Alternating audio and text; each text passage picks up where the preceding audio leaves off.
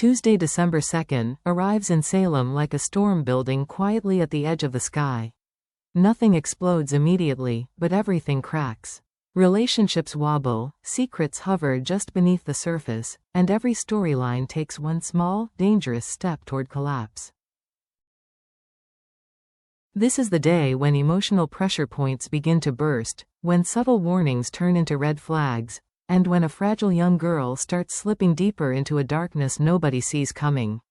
Today, we're breaking down every twist, every clue, and every hidden danger that shapes Tuesday's episode. Prepare yourself, because the cracks in Salem are widening. The episode opens on what Leo Stark and Javi Hernandez believe will be a rare moment of calm. A quiet morning, wedding planning, a chance to breathe, but in Salem, peace is a luxury no one gets to keep. Before the day even settles, Leo and Javi find themselves face to face with Gwen, and it becomes immediately clear that she is a woman on the verge of eruption. She doesn't walk up to them. She storms, her eyes sharp, her posture tense, her voice carrying the bitterness of a dozen unresolved wounds. What begins as a snippy greeting spirals almost instantly. Gwen's anger, once simmering beneath the surface, boils over. She brings up betrayals Leo hoped were long forgotten, the lies he told, the friendships he broke, the chaos he left behind in her life. And Javi isn't having it. He steps in, defending Leo with a fire Gwen didn't expect. Back and forth they go, a heated clash of pride, resentment, and raw emotion. But the real blow comes not from the shouting, not from the accusations, but from the tone that Gwen suddenly shifts into. Her voice lowers, her expression changes. And for one chilling moment, the anger gives way to something colder. Sharper, almost prophetic. People get what's coming to them in this town, one way or another. Leo freezes. It's not a threat. It's a prediction, one she delivers with unsettling certainty. Javi tries to brush it off, but Leo feels something twist in his gut. A sense that Gwen isn't simply lashing out, that she might be sensing the storm forming around them long before they do. The moment ends without resolution. No answers, just the eerie silence that follows a warning no one knows how to process. This scene doesn't explode, it festers. And Days fans know exactly what that means. This isn't the end of the conflict. It's the beginning of a much larger disaster. While Leo and Gwen's confrontation shakes one side of Salem, on the other side we witness a completely different kind of tension, quieter, more intimate, but twice as dangerous. EJ Demera has been fighting a haunting sensation all morning. A memory that doesn't belong, a voice he shouldn't remember, a moment that feels too vivid to be a dream. Kat Green, reading Wuthering Heights beside his hospital bed. Her voice soft, her presence steady, her face half hidden behind bandages and medical shadows. He shouldn't remember any of this.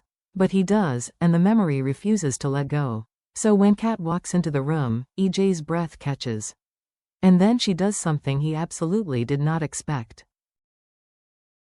She asks for his help. Not in a casual way. Not with the flirty charm she uses to disarm people. This request has weight, urgency, fear buried just beneath the surface. EJ studies her carefully, sensing layers she isn't showing. Kat's eyes flicker, revealing just a glimpse of the secret life she carries. She knows EJ shouldn't be the person she wants to rely on. But something inside her tells her she has no other choice.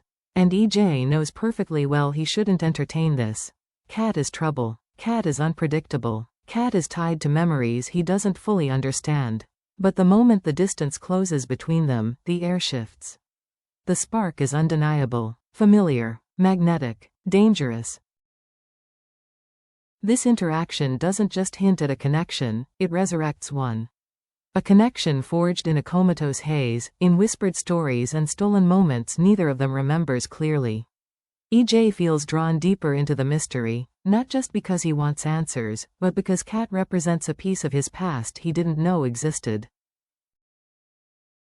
And Kat? She senses exactly how much EJ's memory could ruin her. This request is the first crack in the wall she's spent years building. And once EJ steps into that secret, there will be no turning back for either of them. In a quiet corner of the hospital, a far more sobering moment unfolds. One that shifts the emotional tone of the entire episode. Marlena walks into Kayla's office confident, calm, almost too composed. It's the demeanor of someone who has spent decades grounding other people's trauma, but hasn't yet faced her own. Kayla doesn't waste time. She sits Marlena down, her expression soft, but her eyes heavy with the weight of the truth she's about to deliver. The test results are definitive. The medical concerns Marlena hoped were temporary are not. The diagnosis is real, serious, and life-changing. Marlena takes a long breath, steady, practiced, but trembling ever so slightly. She tries to smile. She tries to downplay it. She tries to keep control. But Kayla cuts through the facade with a gentle firmness that only a longtime friend can offer. You can't ignore this anymore, Marlena. Not this time. For the first time, Marlena's mask cracks. This is not just a medical storyline. It is the beginning of a psychological unraveling for a woman who has always stood unshaken. Marlena has spent years helping Salem survive possession, grief, addiction, trauma, heartbreak, but now she faces a struggle she cannot counsel her way out of. A struggle that threatens her independence. Her career, her emotional stability, and her ability to support her family just when they need her the most.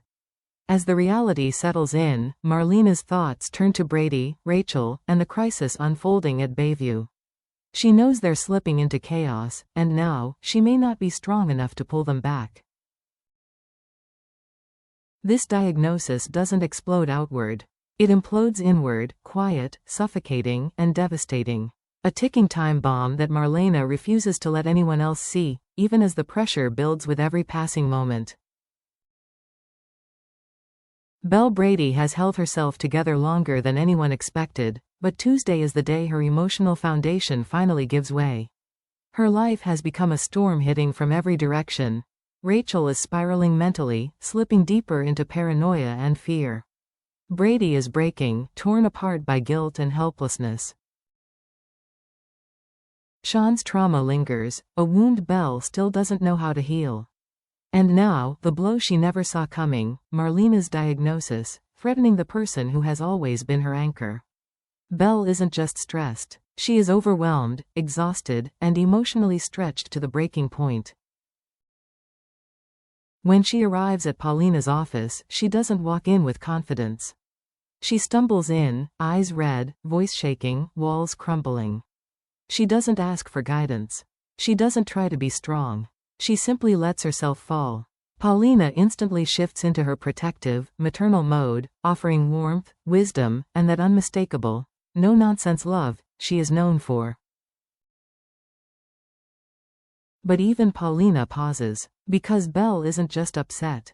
She's unraveling. Her sentences break apart. Her thoughts scatter. She confesses fears she's held inside for weeks. That she's failing her family, that she's powerless to change anything, that she's terrified of what comes next. Paulina gently grounds her, reminding her that she doesn't have to carry everything alone. But even Paulina's steady presence can't hide the truth. Belle is reaching a dangerous emotional threshold. And her breakdown today is the first visible sign of a storyline that will echo across Salem, affecting Brady, Sean, Marlena, and even Rachel in ways Belle can't yet imagine. This isn't just a moment of weakness. It is the start of Belle facing a darkness she's been avoiding, a darkness that could push her into unpredictable territory as December unfolds. And then comes the darkest storyline of the day, one that cuts straight through the heart of the episode. Brady Black returns to Bayview hoping, praying, that something will be different. That Rachel will calm down. That she will listen. That he can undo the painful goodbye from Monday. But Tuesday delivers the devastating truth. Rachel is slipping away from him. She doesn't run to him. She doesn't hug him. She barely even looks at him. Her emotions swing violently: panic, anger, distrust, fear. Her voice shakes as she lashes out, her eyes refusing to focus on the father she once adored. Brady tries everything, soft words, reassurances, promises, but Rachel recoils like she's being pulled towards something else, or someone else. And she is. Sophia Choi. To the staff, Sophia is quiet, vacant, unreachable. But viewers now know that is part of her manipulation, a performance crafted to perfection. Behind the blank stare is a calculating mind. Sophia watches, listens, waits, and she chooses Rachel Black as her target. Why Rachel? Because Rachel is vulnerable, confused, desperate for someone who understands her pain. Sophia steps into that void like a shadow sliding across the floor. She speaks to Rachel when no one is around. She comforts her with twisted logic. She plants seeds of fear and loyalty. And Rachel, angry at Brady, frightened by Bayview, and unsure whom to trust, begins to listen. Her refusal to respond to Brady isn't a tantrum. It is the first stage of psychological dependency. Her fear becomes Sophia's leverage. Her confusion becomes Sophia's control. Her grief becomes Sophia's doorway into her mind. Brady feels something is wrong, desperately wrong, but the institution blinds him with false reassurances. He can't see what's unfolding behind those locked doors. A child being pulled into darkness, and a manipulator who intends to use her for something far more dangerous than emotional influence. By the time Brady realizes what's truly happening to Rachel, Sophia may already have her completely. By the end of Tuesday, a subtle but chilling shift has taken place across Salem. Every storyline, every emotional beat, every confrontation, pushes the town one step closer to breaking. Gwen's warning hangs in the air, unsettled and prophetic. EJ and Kat's strange connection deepens, awakening a past that threatens to resurface with explosive consequences. Marina's diagnosis casts a shadow across her family, one she tries desperately to hide but cannot outrun. Belle's emotional collapse opens the door to a downward spiral with no clear escape. Rachel's slip into Sophia's influence marks the beginning of a psychological storyline more disturbing than anyone realizes. December 2nd isn't a loud episode. It isn't packed with shock twists or sudden reveals. Instead, it is corrosive. A slow burn. A day where small fractures begin spreading across every corner of Salem. A day where danger moves quietly. Where alliances weaken. Where emotional cracks widen into fault lines. The darkness hasn't arrived yet, but after today, Salem can no longer escape it. Because the storyline set in motion on December 2nd will ignite everything that comes next, and once the shadows reach their fullest height, there will be no stopping what's coming.